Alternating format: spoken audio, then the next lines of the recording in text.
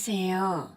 저는 식당을 운영하며 아들과 함께 살고 있는 68세 여성입니다. 제 아들이 좀 특별하거든요. 저에게 찾아온 기적 같은 이야기를 소개해드리고자 이렇게 펜을 들게 되었습니다. 이제는 기억도 가물가물해진 제 고향 얘기부터 꺼내려 합니다. 저는 전라남도 최남단의 작은 섬에서 나고 자라 이웃 어르신의 소개로 남편을 만났어요. 집안끼리 결혼을 약속하고 저는 어른들의 의견에 따라서 남편 얼굴도 못 보고 바로 식장에 들어갔지요. 고깃배 선장이라 얼굴이 시꺼멓고 인상은 강해도 나 좋아하는 단팥빵도 수시로 사오고 임신했을 때는 배 타고 못 들어가서 먹고 싶다는 딸기까지 사온 정 많고 마음 따뜻한 남편이었어요. 남편이 고기 잡으러 나가면 2에서 3일, 길게는 한 달 동안 집에 못 들어오는 일이 많아서 남편 오는 날엔 2살배기 아들을 포대에 업고 아침부터 선착장에 가서 오매불만 기다렸어요. 남편은 저의 유일한 가족이자 등불이었습니다. 제가 기댈 수 있고 같이 밥 먹고 같이 웃을 수 있는 저의 분신이었으니까요. 섬에 사는 게 답답하지 않겠냐지만 저에게는 평화롭고 따뜻한 가장 행복한 공간이었습니다. 고기 잡는 일이 예전처럼 벌이가 좋지 않아 전 새벽부터 갯벌로 나가 바지락해서 생활비에 보탰어요. 추운 겨울에 손이 부르트고 발동상에 힘들어도 아들 생각하며 힘든 줄도 모르고 더 열심히 일을 할 수 있었습니다. 남편도 아들 얼굴만 보면 몸 아픈 것도 있는다며 그렇게 아이를 이뻐라 했어요. 그러던 어느 날 아이의 5번째 생일날이었어요. 이날은 아침부터 파도가 평소보다 세서 조금 걱정이 되더라고요. 여보, 오늘 바람도 좀 불고 비도 한두 방울씩 오는데 아이 생일이니까 좀 쉬면 안 돼요? 아침에 수협에 전화해서 날씨 확인해봤는데 오후엔 갠다고 하더라고. 그래서 안 그래도 오전에만 조업하고 오늘은 일찍 오려고. 무태 가서 우리 아들 좋아하는 장난감도 하나 사야지. 그래도 전 영 불안하네요. 그냥 당신 오늘은 배 안 탔으면 좋겠는데. 아유, 괜찮다니까. 얼른 가야 돼. 저기 사람들 기다려. 남편은 걱정하지 말라며 아이와 절 안아주면서 배에 올랐습니다. 그날따라 전 남편이 멀어지는 뒷모습을 한참을 보며 배웅을 했어요. 남편도 손을 흔들며 환히 웃더라고요. 그런데 그게 남편의 마지막 모습이었습니다. 일기예보와 달리 갑작스런 풍랑으로 배가 뒤집혀 그렇게 남편을 떠나보내야만 했습니다. 전 산송장처럼 매일 울면서 한 달을 밖에도 안 나가고 누워만 있었습니다. 겨우 몸을 추스르고 남편의 옷 가지며 물건을 정리하다가 옷장에서 검정 비닐봉투를 발견했어요. 그 안에는 남편이 직접 나무를 깎아 만든 열쇠고리였습니다. 그 열쇠고리에는 우리 세 식구 사진과 아이 이름 이니셜과 남편 이니셜이 새겨져 있었어요. 아마 생일날에 주려고 미리 사놓고 깜짝 놀래키려 했나 봐요. 전 그걸 본 순간 눈물이 왈칵 쏟아졌습니다. 머리를 한 대 맞은 것처럼 정신이 번쩍 들었죠. 남편이 이 마지막 선물을 내게 주면서 아이 잘 키워달라고 당부하고 있는 걸 알았으니까요. 알았어. 당신한테 약속할게. 우리 호철이 건강하고 훌륭하게 잘 키울게. 걱정 마. 전 남편이 마치 옆에 있는 것처럼 손가락 걸고 약속했어요. 그 이후로 전 아들만 바라보며 정말 열심히 살았습니다. 당장 먹고 살 길이 막막한 터라 돈 되는 일은 다 했죠. 아이 때문에 하루 종일 일하는 직장은 못 다니고 그나마 동네 분들이 일거리를 챙겨줘서 오전엔 그물 손질, 낮엔 팥볶기, 저녁엔 하우스에서 고추 따며 그렇게 일당을 받으며 생활을 했습니다. 100여 가구도 안 사는 작은 어촌이라 사실 돈벌이 될 만한 일이 없었어요. 그나마 동네 분들이 제가 일하는 동안에 돌아가면서 아이를 봐줘 정말 감사했죠. 저도 그렇게 일에 몰두하다 보니 2년이란 세월이 금방 지나갔습니다. 근데 고민이 하나 생겼죠. 아이가 7살이라 내년에는 학교에 가야 되는데 이 섬에는 학교가 없어서 큰 도시로 가야 하거든요. 그러려면 집도 구해야 되고 직장도 구해야 되는데 너무 막막했습니다. 다행히 동네 친한 아주머님이 자기 조카가 서울에서 큰 식당을 하고 있는데 미리 말해놨으니까 가보라는 거예요. 그렇게 30년 동안 살았던 고향을 떠나게 되었습니다. 섬에서 배를 3시간 타고 무태 도착해서 생전 처음으로 고속버스를 타고 서울로 향했습니다. 섬에만 살다가 이런 큰 도시에는 처음 온지라 아들 손 꼭 붙잡고 사람들에게 물어물어 아주머니 조카가 운영하는 해장국집을 찾아갔죠. 시장에 있는 해장국집은 꽤 컸는데요. 홀은 손님으로 꽉 찼더라고요.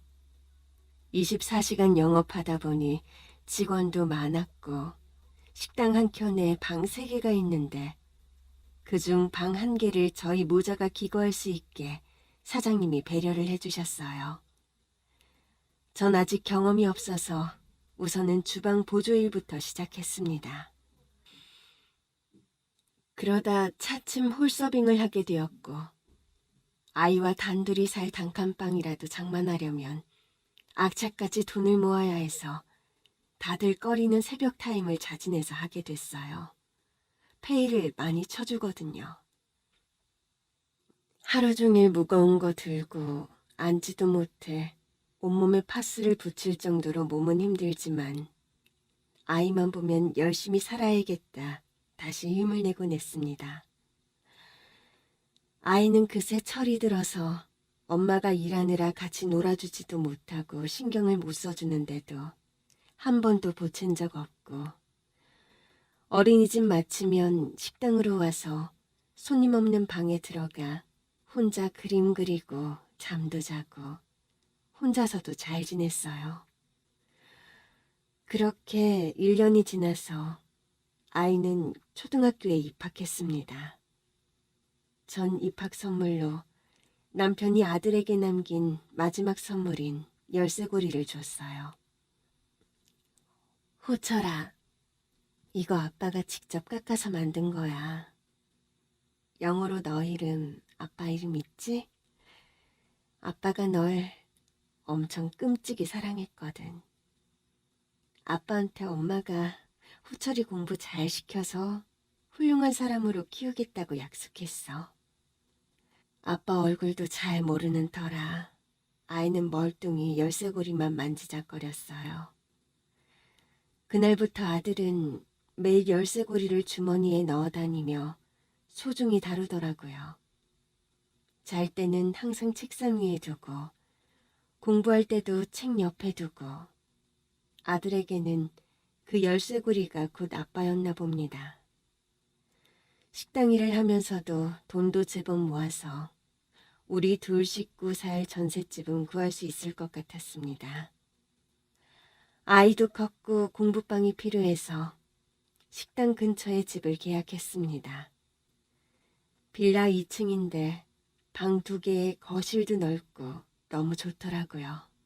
사실 너무 싸서 처음엔 집이 아주 오래됐나 싶었는데 집도 깨끗하고 너무 마음에 들었어요. 그렇게 며칠 후에 집주인을 만나 잔금을 다 치르고 이사 오기 전에 청소라도 좀 해야겠다 싶어서 이사갈 집에 찾아갔습니다. 집주인은 빌라 4층에 살고 있어서 벨을 눌렀어요. 근데 아무도 없는지 인기척이 없더라고요. 이때 이 건물에 사는 사람인지 한 남자분이 오시더니 저기요, 혹시 집주인 보러 왔어요? 아, 네. 2층에 새로 이사 올 사람이거든요. 에휴, 여기도 당했네. 이 건물 곧 경매 넘어가요. 집주인이 온통 빚져서 빌라지에서 세입자들 등쳐먹고 도망갔어요. 완전 상습범이더라고. 네? 그럼 제 돈, 제 피 같은 돈 어떡해요? 전 재산인데. 말로만 듣던 전세 사기를 당할 줄이야. 정말 앞이 캄캄했습니다. 머리가 새하얘지고 아들이 눈앞에 아른거리기만 했습니다. 그 충격이 너무 커서 일하면서 멍하니 있는 일이 많아졌고 일이 손에 잘 잡히지도 않았습니다. 그러다가 어느 날 큰 사건이 터지고 말았습니다. 뚝배기를 손님상에 놓다가 그만 무릎에 엎어버리고 말았어요. 죄송합니다. 죄송합니다. 사장님은 얼굴이 사색이 되어서 뛰어왔고 손님은 심한 화상으로 구급차에 실려갔습니다. 이 일로 사장님은 그 손님에게 배상소송을 당하고 법원을 들락날락거리며 어마어마한 소송 비용을 지불하면서 더 이상 식당을 꾸려가기 힘들어졌습니다. 소문이 나서 손님 발길이 뚝 끊겨 식당 문을 닫아야만 했습니다. 제 실수 하나 때문에 사장님에게 이런 엄청난 피해를 준 게 사실 너무 죄송했어요.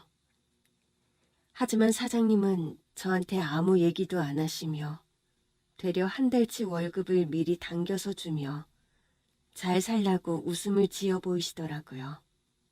전 왈칵 눈물이 쏟아졌어요. 전세금으로 모아둔 돈 다 사기당하는 바람에 제 수중에 있는 돈이라곤 고작 한 달치 월급 200만 원이 전부였습니다. 일 구하기 전까지 우선 여관에서 지내야 했어요. 일은 잘 구해지지 않고 돈도 거의 바닥이 났죠. 매일 라면으로 끼니 때우고 아들은 학용품 살 돈이 없어서 달력을 잘라서 노트로 쓰면서도 공부를 곧잘 했습니다. 반 1등은 기본이고 전교 1등을 놓친 적이 없었으니까요. 전 우선 닥치는 대로 일을 알아봤고 그나마 일당짜리를 구할 수 있었습니다. 아파트 건설 현장에서 낮엔 일하고 밤엔 유흥가 쪽에서 전단지 아르바이트를 했어요. 비 오면 못하고 하는 일에 비해서 돈이 너무 적어서 근근히 끼니 해결할 정도로만 버티며 살았습니다.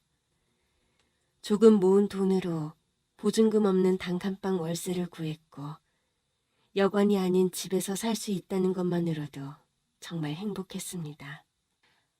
어느새 아들은 17살이 되었고 아빠와 약속한 대로 훌륭한 사람인 의사가 되겠다고 합니다. 의대를 목표로 독서실에서 공부만 죽어라고 했죠. 용돈 한 번 두둑이 못 주고 아들 좋아하는 햄버거 하나 못 사준 게 내내 마음이 걸려서 오늘 생각지도 못하게 일당을 두둑히 받아서 퇴근하는 길에 햄버거 사서 아들 공부하는 독서실 앞으로 갔어요. 독서실에 전화해서 아들과 통화한 후 길 건너에서 아들을 기다렸어요. 바로 아들이 보이더라고요.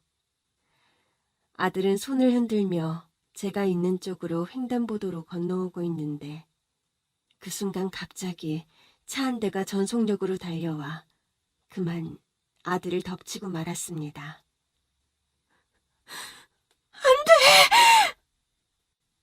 제가 달려갔을 때 아들은 힘없이 절 쳐다봤고 전 아들의 손을 꼭 붙잡았습니다. 아들은 남편이 준 열쇠고리를 꼭 쥐며 그렇게 남편 곁으로 떠났습니다. 저처럼 이렇게 박복한 인생이 또 있을까요? 그나마 저의 유일한 살아갈 수 있는 동아줄이 되어준 아들이 지금 제 옆에 없다는 건 제가 살아갈 이유가 없다는 겁니다.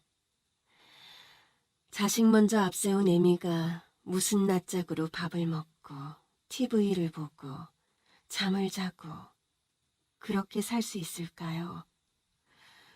전 그럴 수 없었습니다. 매일 아들의 열쇠고리만 쳐다보며 눈물만 하염없이 흘렸습니다. 그리고 물과 음식을 거부한 채 난방도 안 되는 찬방에서 전 가만히 누워서 스스로 생을 마감하려 했습니다.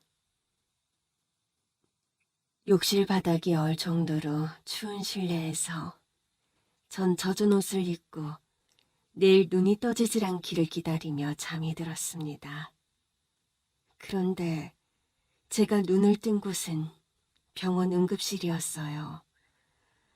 제 앞에 보이는 얼굴은 제가 일했던 해장국집 사장님이었습니다. 어처럼 마, 이제 정신이 들어? 나 알아보겠어? 아이고 이 사람아, 아유 왜 죽어? 악착같이 살아야지.